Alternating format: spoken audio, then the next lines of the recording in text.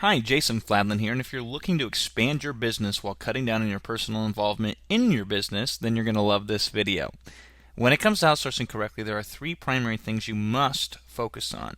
First, where to go to hire your outsourced workers. Second, determining who to hire. And third, managing who you hire properly. Let's go through each point. First, where to go to hire your outsourced worker. Our top choice is a site called oDesk. In fact, we are in the top 1% of businesses who have spent money with oDesk, so that gives you any indicator of how much we use them. oDesk is going to be a bit more expensive up front usually, but it's mostly worth it. If you're cost conscious, you might consider going to a place called onlinejobs.ph or even posting on Craigslist in smaller countries with a lower cost of living. Ideally, over time, you'll start to find some really good outsourcers, and then you can utilize the best place to get outsourcers, through word of mouth. We've built up quite a team throughout the years just by taking our top talent and asking if they know anyone else like them who would like to do the things that they do. It really helps build a culture for your business this way too. Second, whom do you hire exactly?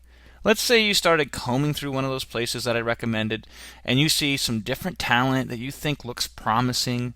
Well, how do you choose this person for the job over another person? Often you don't. We usually hire 3 people to perform the same task initially. Now, it might seem wasteful, but experience proves otherwise. If you outsource linearly, meaning you delegate one task and wait for its completion before moving on to the next task, you're going to have a bad time.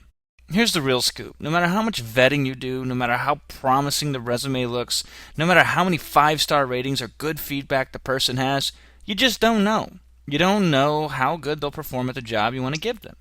So don't give them the full job at first. Just give them a small piece. And give the same piece to the best 3 people you find. I like to spread the cost too. I try to find a real cheap provider, a middle-of-the-road provider, and one on the high end. You'll discover what you pay and the quality you get are often 2 different things. It's very possible with this strategy to find unbelievably talented people who work at competitive wages. Finally, how are you going to manage your outsourcers?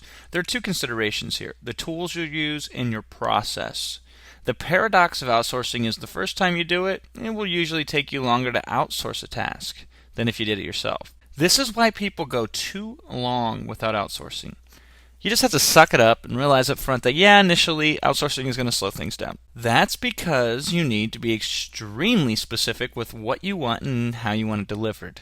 Then you need to set milestones and checkpoints, as well as getting status updates from them at least once a day, ideally twice a day if you can swing it. You should also prepare to communicate to them with redundancy in place.